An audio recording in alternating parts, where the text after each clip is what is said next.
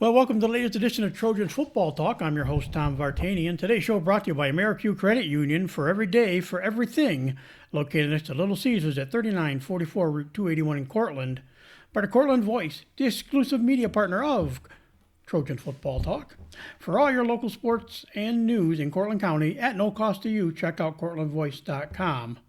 By the Royal Auto Group on Route 281 in Cortland, the home of no hassle, no razzle dazzle. Check them out at royalautogroup.com.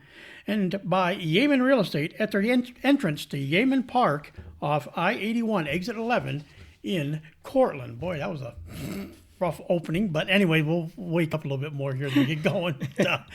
Good morning, Tom. Yeah, good morning. Gary Podsiedlik, the head coach of the Trojans, joining us today. We're going to do our recap, talk about the award winners, and maybe talk a little bit about what's on the horizon, but we'll kind of wait and see how things go here. But again, we're set to go. And Coach, like we said, interesting season, if nothing else, 3-0. Ironically, the team gave up 12 points all year, but none of them were given up by the defense. Yeah, I mean, as we said from the beginning, we were thrilled that we had anything. It would have been nice to play those other two schools, but, real life got in the way and COVID got in the way. And as a result, we made the very best that we could out of the three legit games we got. And the guys did a great job. The staff as well as the players did an amazing job with the season and just came together.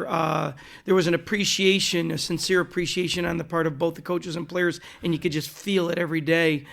We talked about it at our end of season celebration last Sunday that it's nothing embarrassing to say the truth. And Mr. Cottrell and I, we talked about this and was pointed out at our end of season celebration that, if you'd have asked us after freshman year, even sophomore year, would this senior class find a way to lead with unity and coalesce and really, really walk into a season knowing we got to cherish every opportunity we get. This senior class did a tremendous job. Our two captains, Jacob Denkenberger and Andrew Van Patten, I told them at the banquet, I wish every coach who ever coached any sport could have two high-quality captains, leaders, hard workers like these guys were. It just, really proud of the senior class. We always tell them seniors don't get a choice. They have to be leaders or get out of the way. And this group, it was just so much fun. All my staff, we were pinching ourselves because of what we got out of them in terms of effort and attitude. You just couldn't ask for better.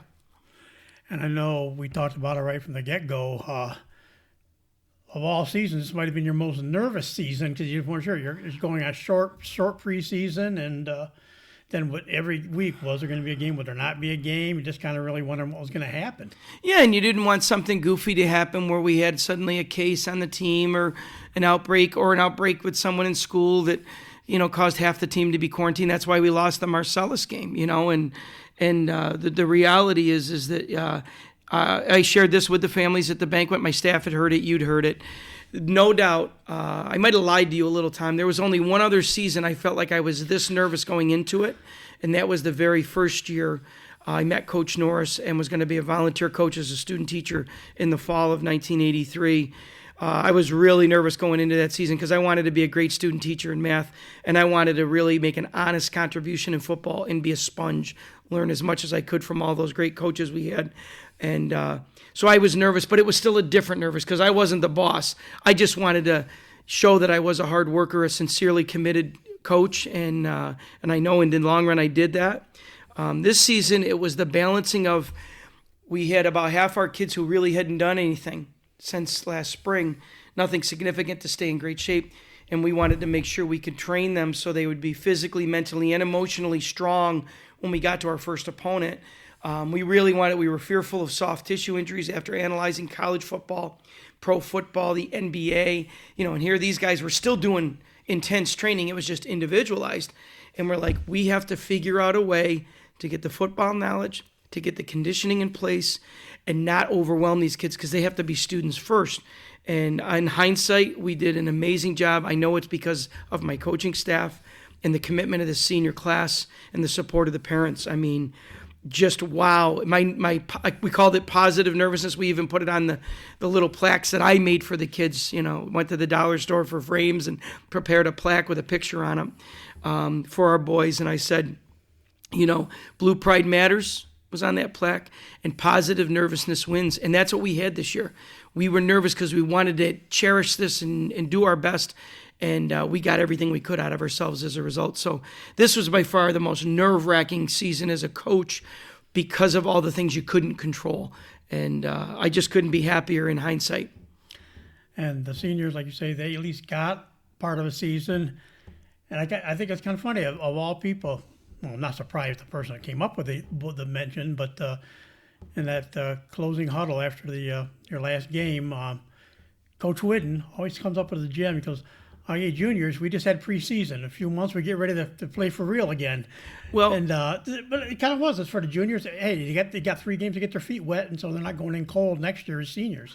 And, it's good that you say that. I mean, like, I made it clear to my staff back in the fall, and then when we had our initial staff meeting prior to getting started, I just said, we are going to coach this season like it's the most important season of our lifetime.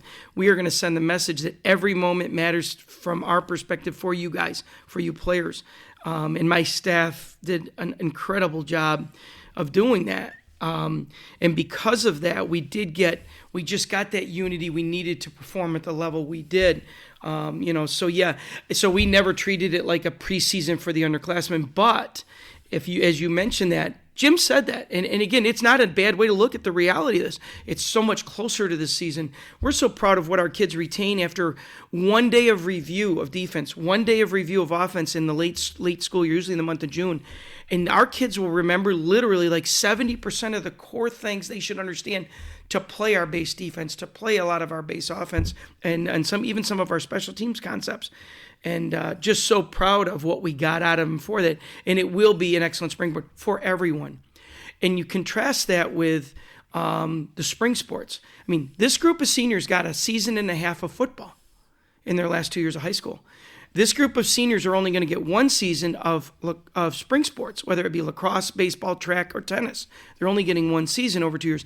And Coach Kotz was fretting the coming of spring because none of my kids got that experience they needed last year as a junior, and now we're asking them to be senior leaders. As sophomores, they didn't get that year to be the dominant player on the JV so they could come up to varsity with more confidence. And I just reminded them, I said, Coach Kotz, you're right. But remember this, that was true for every single team in the spring. So you guys are all at least in the same boat together, like we were as fall coaches, all in the same boat together. And I just know with his experienced staff, they're doing exactly what I thought they would do. They're off to an excellent start. Their unity, and I've only seen parts of 2 games. It's so impressive. So yeah, I mean, Jim Whitten was pretty on point about the value of it in more ways than one. And I'm thankful that we could contribute to spring even more significantly by not only having a successful season, but I really think more spring athletes are in better shape because the one season we don't get huge participation in our school is the winter season. Because to some degree, some sports still cut, or the kids self-cut themselves before they get to high school. And I really think a lot of kids went into the spring sports season in better shape than they have in years. And so in the big picture, I think that's going to help them health-wise, mentally, emotionally. And I know I was proud of what we did. We had one fella hurt his knee where in a traditional season, he probably would have put a brace on that knee after the first week. And within no more than 3 weeks, probably by the second week, he'd have been back in action. But we wanted to get him in better shape and get him healthier for the fall. And outside of that, we had some issues, but they weren't issues specific to football. So real proud that we made the best of it. And I'm excited for the spring season and the coaches. I think we're going to have some fun at Homer. I really do. And of course, you always love to deflect any credit that you really gain. But of course, they are things I know they all coaches were saying it that last thing we had. This season was as good as it was. The season happened. It even happened and everything else. And they all said because of that guy, and he kept pointing to you. Wow. I mean, that's nice. And I will tell you, they were kind to me. All the assistant coaches pointed out. I know one point that was made by young coach Podsiedlik talked about our first preseason staff meeting, our big one, to get prepped for this. And he said, I'm sitting there watching head coach P, and I'm looking in, and we're in the room with a great group of guys, and we got 2 new full-time volunteers, Coach Andre, Coach Kudla, who did a phenomenal job for us, really contributed right out of the box. And he said, I just could see how the message was so clear that we need to know, we know what we would love to be able to do, but we took that checklist that we use every season to say, this is what we need in for the first game. And head Coach P helped direct us to say, how can we pare this down for the sake of our players and yet get out on that field and let them have the mental confidence to know we truly have anything we need to get the job done right, And that was a really nice compliment. And again, the staff was very kind to me and gave me more credit than I really think sometimes I deserve. But yeah, I'm not embarrassed to say that I really, this is my passion. Teaching is my passion. And now that I'm not teaching math day to day during 10 months of the year, I get to focus all that positive energy on football, and I think about it 12 months a year, even on vacation. So, I guess I don't mind taking a little credit for getting it right. But again, I said to the staff, I am so thankful. The one thing that's kept my nervousness positive is the 200 plus years of coaching in Homer football we have on our staff. I mean, I think honestly, we're looking at 400 to 500 years of coaching seasons when you factor in all the sports my staff has coached. There's no one, and maybe New York State, and there's not many teams in the country that have that luxury that I have as the head coach. So I'm thankful. I said I could fall off the face of the earth tomorrow. Man, what a ride I had, thanks to the people that I was fortunate enough to surround myself with and had the privilege of working with.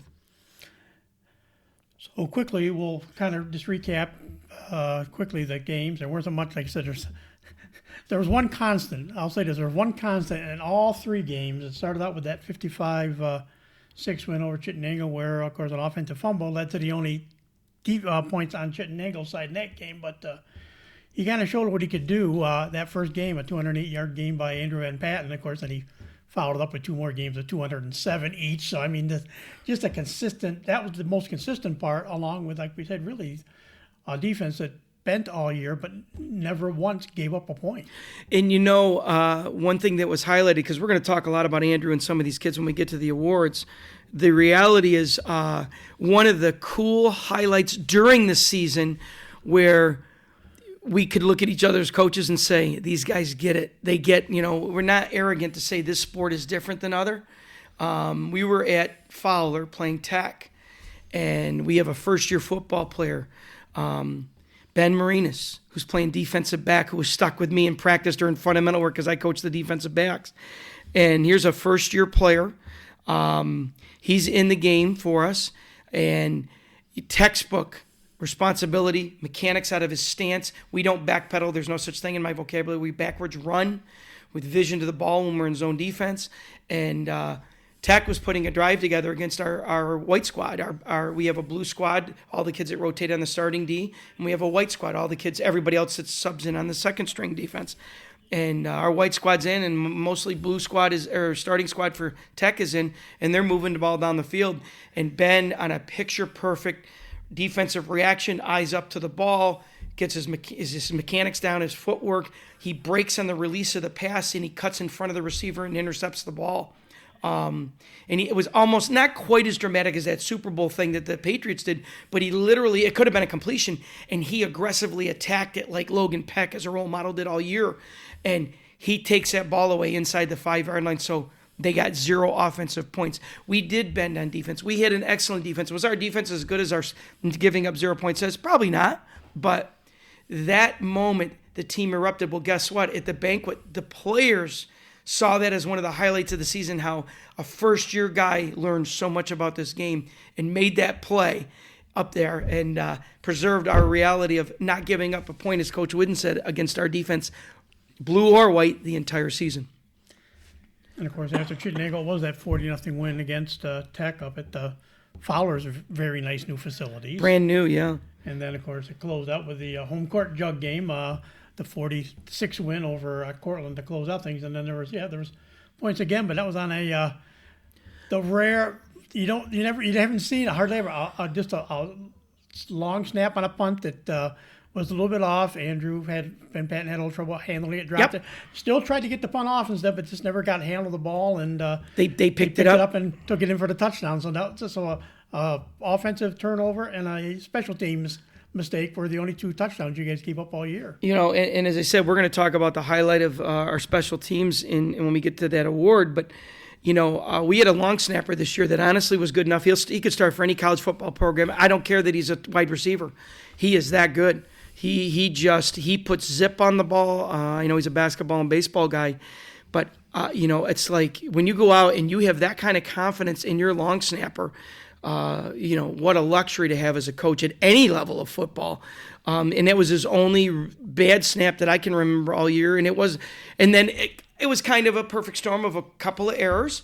And Cortland's kid picked it up and ran it in and scored. That was that other touchdown we gave up this year. Well, again, didn't allow the extra points in either of those TDs. That's something to be said for fortitude. As we recap this season, you look at the 55-6 win against Chittenango. The reality is we were so hungry to play someone other than ourselves, and the way our kids so maturely handled our inter-squad scrimmage to replace the Marcellus scrimmage game, we just weren't going to be denied. And we played maybe as good as we could have ever expected our team. We were hitting on every cylinder, other than a minor substitution error and a couple other assignment errors. It was almost a mentally perfect game, and you don't see that in your life as a coach at any level. But it typified the focus this group had. And then Tech, it was a 40-0 game where Tech played us really well. The game was closer than that physically. It's just we just didn't make the big mistakes, and we just had that win confidence that we carry with us in most seasons. And then the Cortland game, very easily could have been 40-0 at half. It was 33-0, and we made a commitment if we scored early on that opening drive in the second half, we were going to make sure every kid remembered playing in the home court jug game for the rest of their life. And luckily for us as a program, we got to do that. So you're right. I mean, we did the best with what we got handed to us. You can't control the cards you get dealt, but how sweet it was to go through what we did. And again, the uniqueness of that home court jug game, 2 undefeated teams, which we haven't been able to say home or Cortland undefeated. And I do believe Portland did have one more game, and I think they won that. So they ended up like 3-1 this year. So they had their best season ever. Of course, their seniors got to live with the fact that they didn't beat Homer in the home court jug game. But those 14 seniors that Pete Reef had, they put together a nice season and ended up, like I said, with a got at least be happy with a 3-1 season overall. Oh, Cortland! I mean, this by far with the experience level, this is one of the best teams they've probably had in a decade or more. But that's where when we found out we weren't going to get our last game against West Hill, I said to my staff, we could have probably grabbed a game against a AA school out of section, but that was about all that was available out there. And I said to our staff, 6 of you guys coach spring sports for our school, and I'm proud of that. And I said, if we have to end in a midweek of that final week to have the luxury of playing your rival when they're putting out there one of the best teams they've had in a long while, one of the most experienced teams, I said, this is probably psychologically a great thing for everyone involved, including Cortland. And I was excited for Cortland that they turned around on Saturday and beat Chittenango in their finale to finish 3-1. We don't have an official league champion, but the reality is Homer was number 1 in our league standings in this fall 2 season. Cortland was number 2. So Cortland finished second in our division, and Tech finished third. So if you think about it, we defeated those top 2 teams behind us in our league, and they certainly should be proud of their season, and we're proud of them because we love our rivalry and we love this community. So not a bad way for both schools to take an unbelievably awkward season and make something positive out of it. I talked to a close friend of mine who coaches out of the East, and he's got his final game this Sunday, and they've played mostly C schools. They lost 2 games due to quarantining of themselves. They never were allowed to work out like we weren't in the off season for almost a year. And he has about a third of his team he never had this spring season because their league wasn't, I think, considerate of what as our OHSL league was. We didn't interfere with winter or spring sports, thus we only got the half season. He's coaching 2 sports simultaneously right now, a friend of mine, John Cole, and so he lost kids. He's got kids that never practiced with him this year that are going to be studs for him next year because they're wrestlers, and they're doing their wrestling season now. So about a third of his team is not participating in football, and a lot of them are some of his best players. So he's got a very deceiving. You're thinking, what's with them? Well, they only have half to 2/3 of their team. So I'm just thankful our section, our league, I should say, OHSL made a decision to be respectful and give the spring sports under no uncertain terms a full season at the lower class B, C, and D levels. I know the double A's and A's, they infringed upon those seasons, and I'm thankful. Like the guy I was talking about, his kids were not permitted to practice both sports simultaneously. They had to choose. I think in the middle of a pandemic, I personally think that's an inappropriate thing to do to young people. I think they should have been able, if you're going to offer it all, make it all available to all of them who want it. And I'm psyched that our spring kids are going to get that full season. And with that, we'll take a look at some of the awards. We'll bang out a few stats on some as we go. But, of course, the only award that is not voted on by the players, and so we'll start right there with the Stephen Chrysler Coaches Award, a guy that we did talk a lot about off and on, you and I, all year, about how much he had improved, Taven Melchak.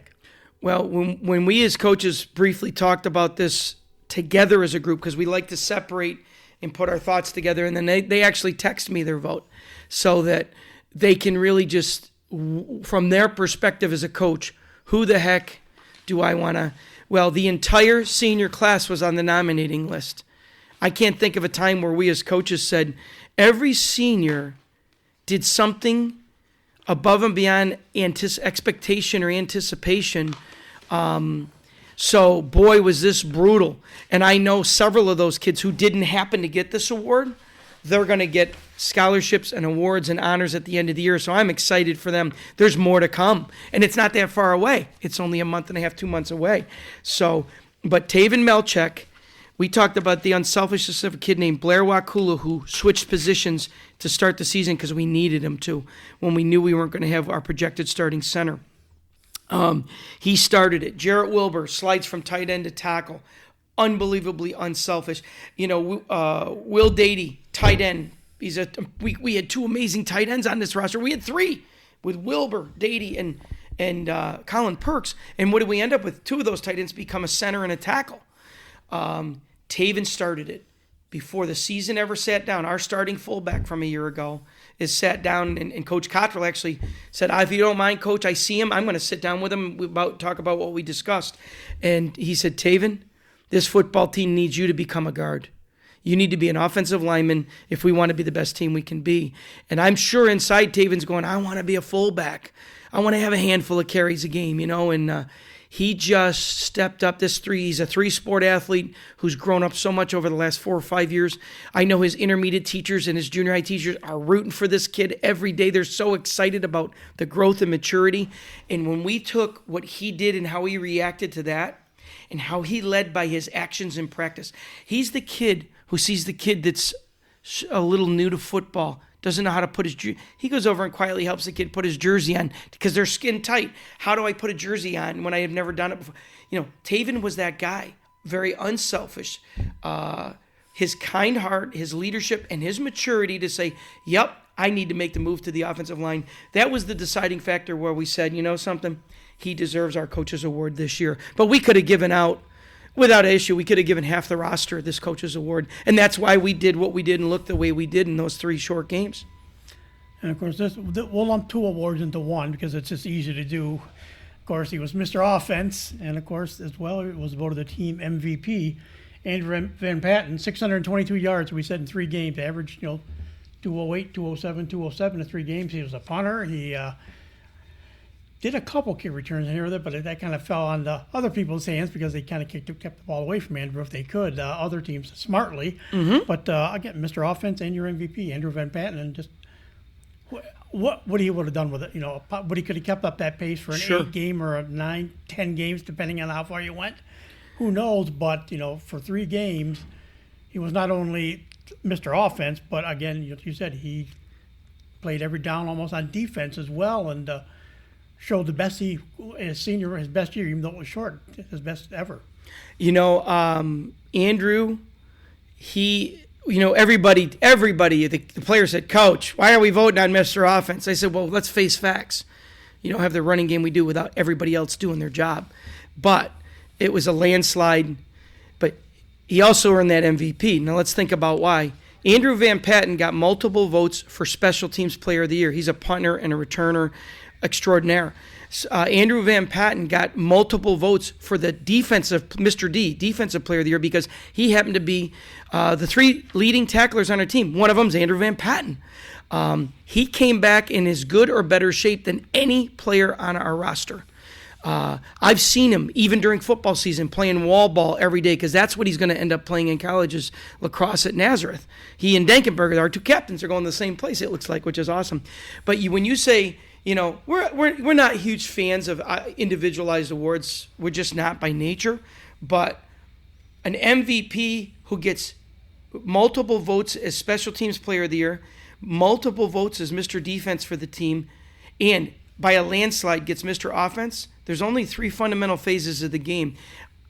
The MVP is also a no-brainer. So just thrilled for him. And I loved, some kids are humble when they're really on top of the world, and it's easy to be. And it's, even though it is sincere, it's easy to be humble. This kid, positive attitude, a lot of people said to him, imagine what you could have done if you had 5 or 7 or 8 games. Or imagine what you could have done if you were healthy all year last year. And he said, Coach, this was the best performance season of my life. And he goes, I'm just thankful we got to play as a team. He got to put his uniform on with his buddies. So for the rest of his life, till the day he passes, he's going to think back with unbelievable memories about playing football with the kids he grew up with, and living up to a standard that was set by his dad in the 1980s about being an all-around tough football player. So I am so happy for Andrew and our team. Boy, are we going to miss him next year. People throw on the word dominant player or stud, or this kid came focused and delivered. And of course, as we said, on the punter, still only had to punt 5 times. He didn't punt often. But those five punts, average 34 yards a punt. So that's a good average in high school as well.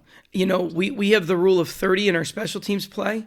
We always say on every kick return we must run it out beyond the 30. If we don't, we consider it a failure, unless it's kicked through the end zone and we have no control.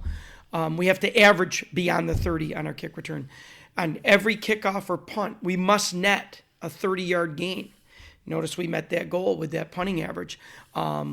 We call it the rule of 30 because it's a fact, and it's been researched that high school teams that have to go 70 yards or more, especially in games that are competitive, find it difficult to finish 70-yard plus drives.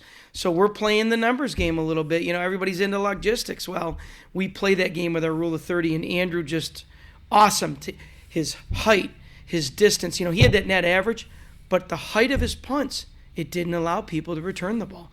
And what a gift to our defense when you have that kind of trust in your punter. Next up is Mr. Defense, and ironically, he was third on the team in tackles. When you go actually to tackles, Andrew was number 1 with 23, and then our David Melchak second with 22. But he had 15 tackles, but he was always around the ball, whether it's maybe deflecting a pass or just drawing blockers, which allows somebody else to make a play and everything. But again, Mr. Defense this year, Logan Peck. And Logan's a junior that'll be back with us, so that's really exciting. Logan came into this season, and he asked our varsity staff, he said, Coach, I want to be a free safety. Not that I won't play outside linebacker if that's where you think I serve the team best, because he's a prototypical, outstanding physique for outside linebacker in the scheme we use, whether we're in that true 3-5 or we drop one of those backers down, which put us in a 4-4 look we played a lot this year. And he said, I'm going to commit to it. I want to prove to you that this makes our team better. You never want your safeties or corners to lead your teams in tackles. But if you observe the way we play defense the last 2 years with Dylan Yakovone and now Logan Peck, we had safeties with a linebacker mentality. And I said, Mr. Peck, I'm the head coach. You're only going to play safety if you learn how to play free safety. If you play safety, pass first, run second. I'm going to work with you. You're an athlete. The passion with which he attacked released footballs. There were 2 plays I can think of vividly in the season. One of them in the Fowler game, or the Tech game at Fowler, and then the other one in our opener, where he attacked a pass that should have been a completion, and his break on the release of the football, which we make a loud ball call on, he drove through the ball and the receiver, and they were incomplete. Wasn't going to get there to intercept it, but he drove through that passion. He was proving to me he wanted to be the safety. And what better guy when these teams are putting their best athlete at quarterback in these shotgun offenses, for example. We can play him as a linebacker, and he's in that a little deeper than a linebacker mode where if it's run, he's a downhill tackler of the run game. Thus, he's in the top 3 tackling on our team. But he mirrors those skilled quarterbacks. This is an athlete that can run down any quarterback in the section we'd ever face. So I was pleased that the guys recognized that in Logan and picked him as Mr. Defense. But we had several guys get votes. Andrew Van Patten and Taven Melchek, and so if you think about Jacob Dankenberger got votes, I mean, just couldn't be happier with Logan getting recognized by his teammates. But the big pool of votes that we looked at just said, doggone it, team play makes a difference, and Logan was the pinnacle of that. Next was the lineman of the year, and of course, one of your best linemen was the one we talked about. Didn't get to play. That was Evan Moore, who Evan Morgan. Morgan. He would have been, he would have been fine and good. But Casey Moore, he did a yeoman's job this year as well, and helped hold that line together. Casey. Sure. So Casey, the lineman of the year. Well, Casey Moore, he made me smile when I was going home from the banquet, from the end of year celebration. Casey's going to Division II, New Haven. He's going to be a Charger next year's good football tradition at the Division II level.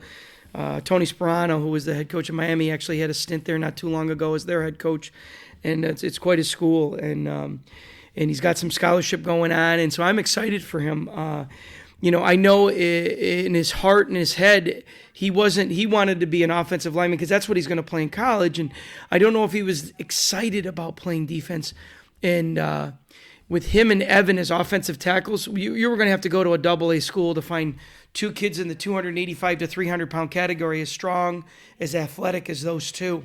And Casey had an unbelievable season in the trenches on both sides of the ball this year. I think if you asked him, if a guy like you asked him, he'd say, man, not only did I love what I was able to do and be trusted on offense to do, and when we needed the yardage, we ran behind me, but he goes, I was pumped at how much fun I had playing defense because the other teams had to double team me. They had to have the lead running back come out and get me. They had to pull an away lineman to come get me because one-on-one they were never going to stop me. And so when our teammates picked Casey Moore, I know Casey's real proud that his team recognized what a leader he was by the way he played and attitudinally. And so I was smiling, and that was one of the reasons on the way home after our banquet as I was taking the trash bags over to the high school to put in the dumpster. I said, old Mr. Moore, a lot of memories we're all going to have for a lifetime because of the effort of that young man. And it was fun. It was thrilling. It was exciting. And in his heart, I know he and his parents are like so thankful we got a half a season rather than none.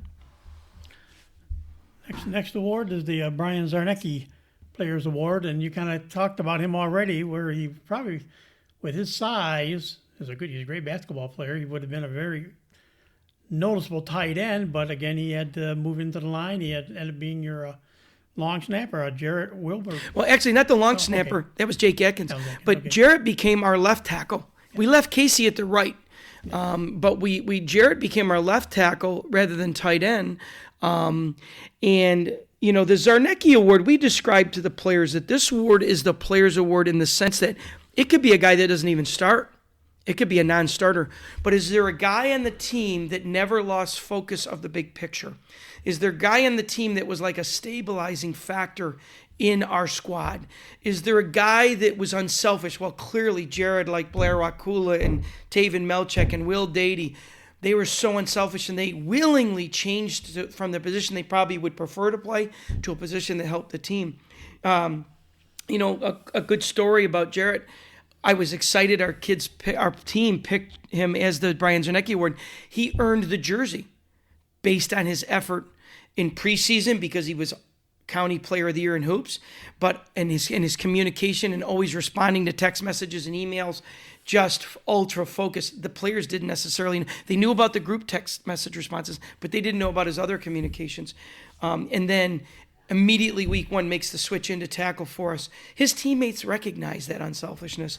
And then furthermore, before our last game against Cortland, he's home playing hoops in the driveway and he falls backwards on both of his wrists.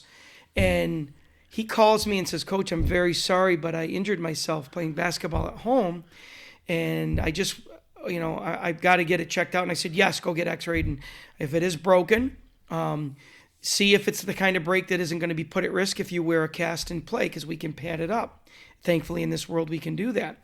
So he goes, and both of his wrists are hurting, but the right wrist is really bugging him. So they x-ray it. It's broken. He gets a cast. He plays one heck of a game against Cortland. But throughout the game, he's telling me, "Coach, my wrist that isn't broken is killing me." He told us, he didn't have a lot of time because he played all over the field. But thankfully, he got to play in the Cortland home court jug game, which I know forever he'll be happy for. But here's this kid, our starter, playing on that broken wrist, padded up so he has no fingers, like it or not, you're grabbing. Whether you're O or D-line, you're grabbing occasionally. So a couple days go by, he runs into Mr. Cottrell, and it's still his other healthy wrist, so-called healthy wrist, is still killing him. Coach Cott says, "I think Coach mentioned this, but you need to go get an x-ray on that one." He goes and gets x-rayed. This one's already started to heal, the right one. So they changed that from a cast to a brace that he wears other than shower. The other one was broken. So he has now a cast on his left hand. So this guy's got breaks in his wrist hand area on both of his arms, and he's playing without a cast on one of them in the Cortland game and helping to deliver. So how cool is it that his teammates acknowledge him as the trustworthy, steady guy? I mean, it was epitomized by him saying, "Coach, I want to apologize because I was just playing hoops, and I always put on their practice schedule the day they get off every week, a day of players' rest and relaxation." And he was relaxing by playing hoops in the driveway, I think, with his brother and some friends or something. So a sensible choice for the Zarnecki Award, although the Jacob Dankenbergers of the world and the Andrew, there was so many kids that could have received that honor. They made a great choice. And there's another one of these guys, if I'm not mistaken, I think he was the one that just missed an interception in the Cortland game. I think it might have been, I don't know if it was the one that, I think it's the one that Will Dady picked off instead, but the most improved player this year, Tommy Mahoonick. Tommy Mahoonick never played football. I had the privilege of working with Tommy during the indoor track season. I volunteer coached indoor track so we could, and the reason was they didn't have a schedule at all. They were going to have one meet with Salve, but unfortunately Salve had to back out.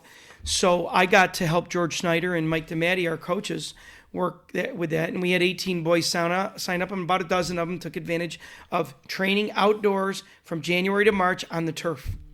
And so, the reality is Tommy Mahoonick, I got to know him well.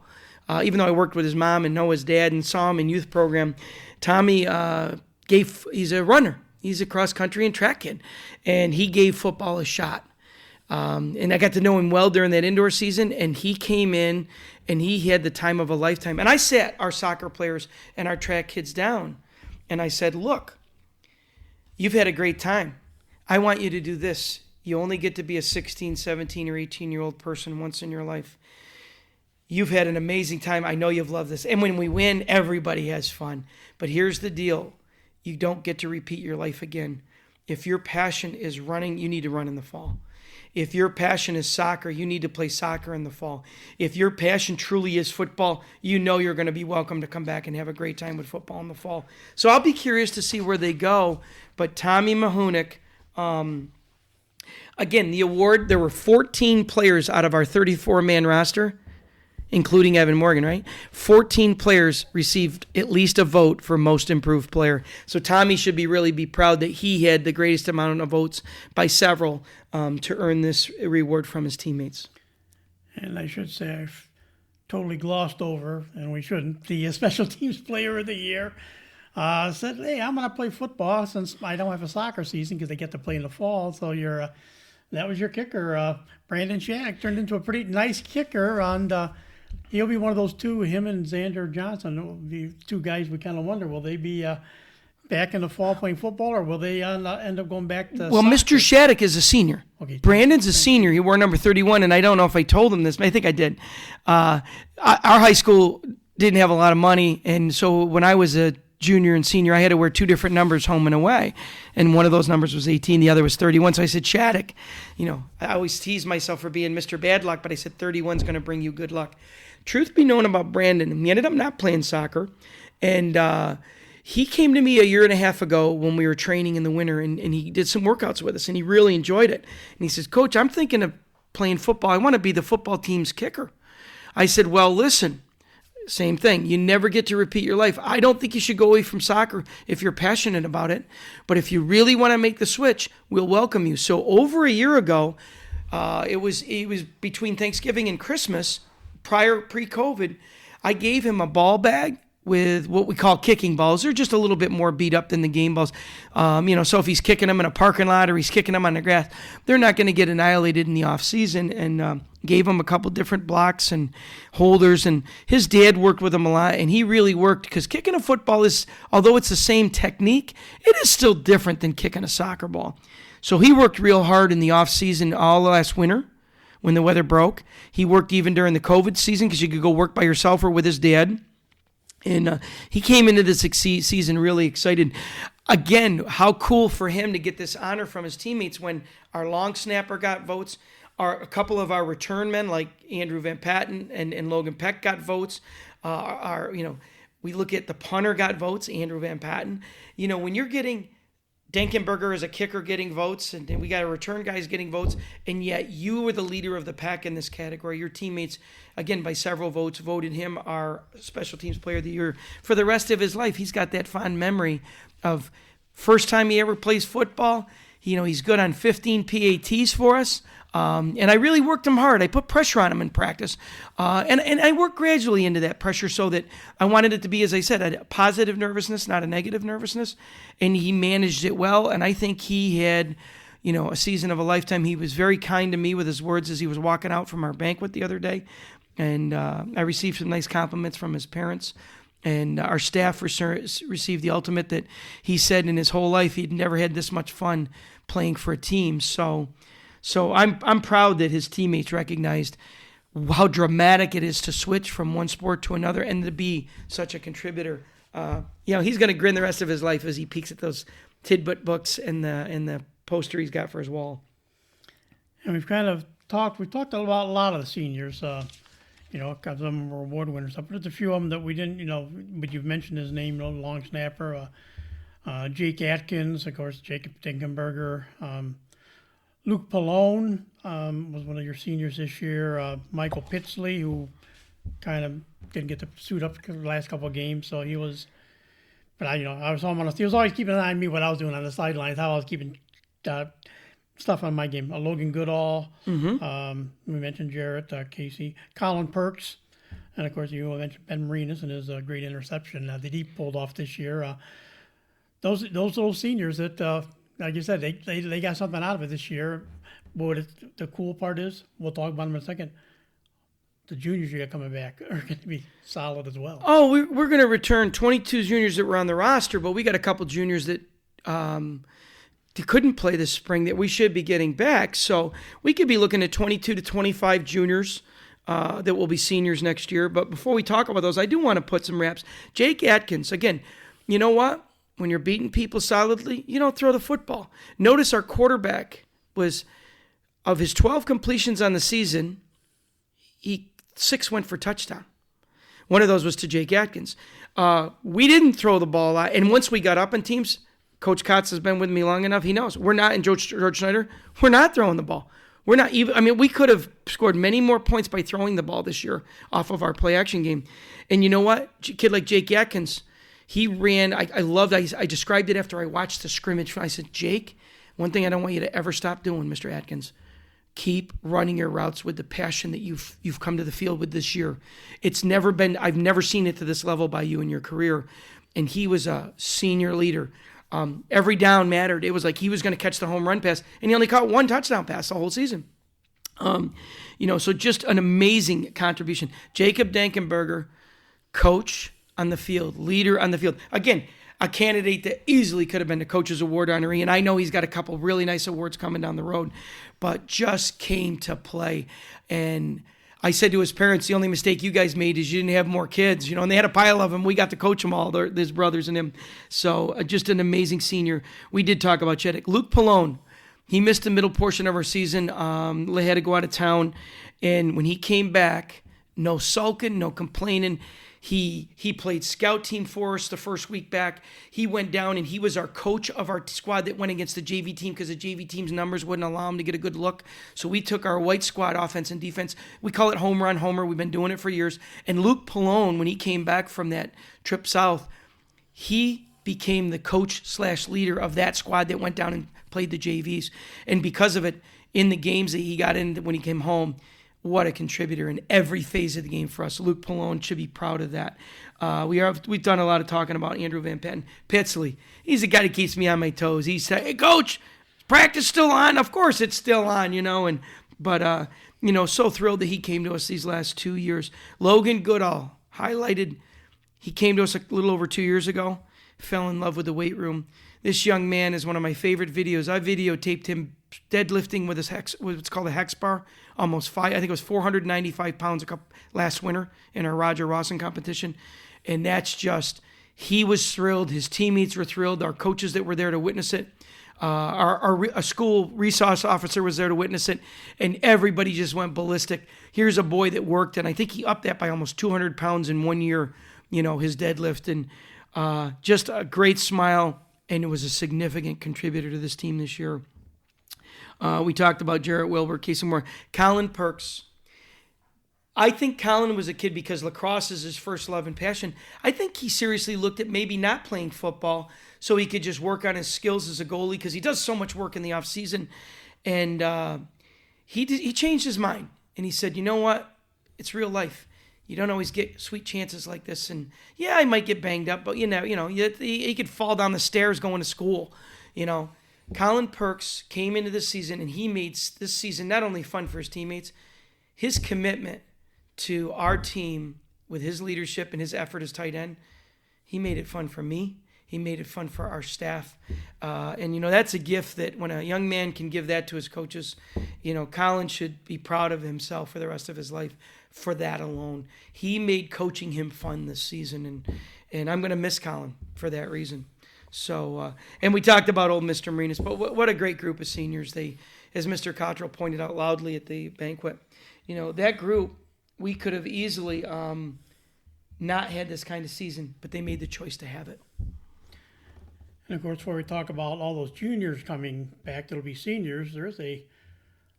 He's very noticeable. He's only a sophomore. You'll be a junior next year. And right now, 6'2", and Sam Sorensen. What a fullback on the play action passes. He was on the receiving end of 2 or 3 touchdown passes. And Sammy's going to be, he's a little guy, but he's still young. Yeah, young guy. He's not little. He's about 6'2" and 228 by the end of our season. But he's a 2-state champion wrestler. He's nationally one of the 4 or 5 best wrestlers in the country in his weight class. In the entire nation. I think he's going to be a huge Division I recruit in wrestling. I also think before he graduates, he's the only player, and I never told him this, I've never told his family this, I've never told anyone. He is the only player in my coaching career that I put on the prospect list for Homer High School when he was an 8th grader. I could see in him what was coming. He got votes for Mr. Defense and Mr. Offense this year from a couple teammates. And you know what? Sophomores, no matter how humble they are like him, he's a class act. Rarely do they get votes for it unless they are the only player that shines. And Sam is humble, unselfish, a physically tough kid, an emotionally tough kid in a class act. We're thrilled. Like I said, we're probably the only school in New York State last year that would have had that kid on the JV team as a freshman. But we didn't necessarily need him, and it gave him a chance to be with his schoolmates that he's been with his whole life, and be a leader as a freshman. He called the huddle on defense. He was our defensive captain that called our defense all season long. Didn't ask him to. His teammates kind of appointed him. It reminded me of another guy. Do you remember the other guy? As a 10th grader, the only 2 in my coaching career that we had as 10th graders, they called the defensive huddle. That took the signals and shared them. The only ones I could think of that jumped out at me would either been a Luke Sears or a Basile. Andy Parker. Parker. And Andy Parker. And Parker and I liken it because teams are scouting already to handle Sam Sorensen. So, thrill we're going to have him back for 2 more years. He's just a tremendous person. He's a better person than he is athlete, and he's an elite athlete. I would not be stunned at his size and speed and toughness that he might not get some Division I looks in football before we're done. But every elite Division III and probably Division II team in the country, or even the old FCS, or what used to be called 1AA, they're going to want Sam Sorensen if he stays healthy. So Sam, I think his first love is wrestling, but he'll have opportunities and choices to make. We won't go through all the juniors that are coming back. We'll save that for when we do the next year. But just not many teams. Again, depending what Xander Johnson wants to do, because he's one heck of a goalie. So I think he may lean towards soccer. But you could technically be 3 deep a quarterback next year because all your quarterbacks are juniors. Jake Caliber was your starter this year. You've got Carter Monroe, and of course Xander was the backup for the first game because Carter wasn't available. So I mean, and Xander picked that up so fast, for a player. If Xander, and again, I pulled those kids, not in front of the team. I pulled Xander aside. I pulled Tommy Mahunik aside. I pulled those juniors that play other sports traditionally in the fall individually aside and said, follow your heart.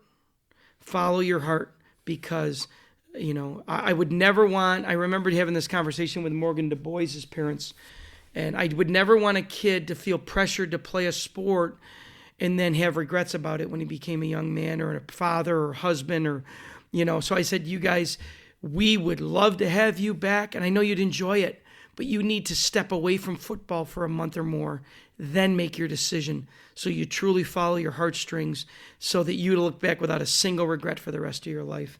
And so I'm going to trust, and I'm going to respect the decisions they make. And, as a coach, I'll be thrilled if they all come to football, but I'll also be happy if they all play their other sports.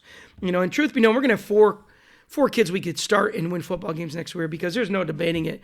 Wyatt Wilbur, again, probably no C, D, or B school in the entire state would have had him on the JV as a freshman. But our numbers were low, especially early. We picked up kids during the first week of the season this fall too, and Wyatt's going to be. Wyatt's probably talented enough to start for us in all 3 phases of the game next year as a sophomore. He will. That was nice. I got to put him in uniform at least against Cortland, but I didn't play him because we wanted him to be able to play in that final JV game. But Wyatt will be also on the varsity roster next year, and there's no secrecy about that. Everyone's aware of it. So, we're going to have 4 kids we can win with if Xander should choose to play football. And what's really great is they're all kids that can play in every phase of the game, and they also can play multiple positions on offense. So this is something we've never had in my 39 years now of coaching football at Homer.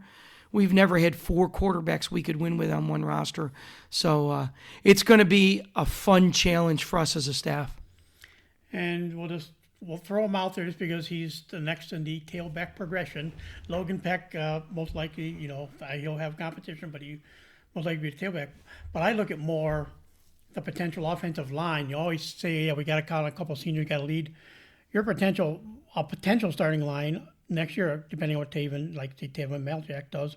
But Blair Wakula got a lot of starting time. He's a junior. Carson Johnson will be back. Hopefully a healthy Evan Morgan. Nate Barrett got snaps this year in the line as well. It's like you've almost got your starting offensive line would be back next year, depending what you want to do with Will Dady. Well, if you look at Will, Will is a tight end. He right now, if I look at our entire program, I look at the young kid coming up, Bryce Hoffman, and I look at Will Dady, and those are 2, they're kind of even though Bryce is a little bigger at this point, they're Dante Yakovone kind of tight ends possibly. And that I don't want to put pressure on him by saying that. We got 2 tremendous kids that can be, and our goal this season was to be a double tight end team, and they had to go away due to not having our Derek Wood at center, not having Evan Morgan. So, we don't have quite as many as we had a few years ago, but we're going to have line of scrimmage, trench competition in battles, and when you're saying a kid like Blair Wakula, his strength is improved because of his work ethic in lifting weights without any help from us because we couldn't get together. A kid like Blair Wakula is going to be that kid that surprises people that don't know him. We're going to have some cool competition in the trenches with this junior class, and the kids coming up from the JV team. So I'm excited for young Coach Podsiedlik and Coach Whidden and DeMatti. I mean, we are, and also Coach Kudla, who's a line guy.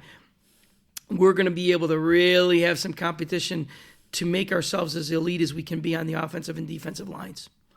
And like we said, it's always every year has been, well, yeah, we got a couple guys back, but we got to replace 3 guys, and it's usually always 3 pretty good guys. This is that rare opportunity, like you said. You pretty much got a start. You could have almost a starting unit back, which is, for any size Class B school or any size school to have possibly that many linemen coming back for another season. And then you throw like a Logan Peck and a Sammy Sorensen, a fullback, or Sammy could play tailback if you wanted. Right, he could play tailback as well, and, so, I mean, it's... David Morse, I mean, we are in a position... I look at kids. We got some tough kids, too. If you look at some of our kids like a Poole, for example. You got a quiet kid like that. You never know. The maturity they can go on. The maturity from sophomore to junior year physically in Blair Wakula, he's going to be able to now catch up to that strength he gained between now and next fall. We're pretty fortunate. I mean, we're losing two-way starters like Atkins and Dankenberger and Andrew Van Patten. I mean, Casey Moore. You don't replace that easily. But we're going to have competition in every phase of the game in every position because of this amazing group of underclassmen we got returning. No secrecy. We're going to be seen as one of the 2 to 3 best Class B teams in Section 3, and the winner of Section 3 is going to be seen as one of the 4 or 5 or 6 best teams in New York State in Class B. So let's be a part of that discussion. Let's get it done. Let's win it. So really thrilled about the returning players in this junior class. I mean, so many coaches wish they could be looking at what we're going to be looking at. Can we have the performance like we had out of Andrew Van Patten on any phase of the game? We'll see. That's going to be the challenge. Think of Mark Brenchley. I'm going to break all of Dustin Morris's records. And Brenchley darn near did it. He broke a couple of them. But he came back with a passion and a leadership mindset.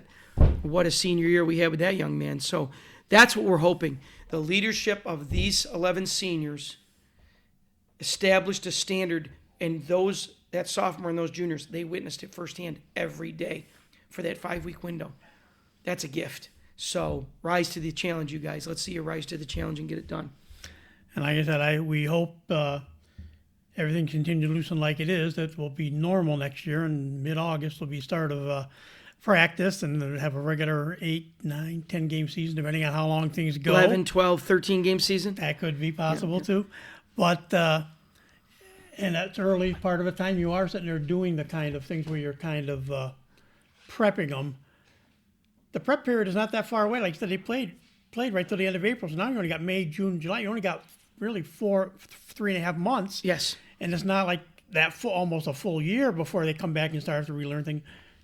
This early, as Coach Whidden kind of alluded to, a preseason for the juniors. They got used to what it's going to be like.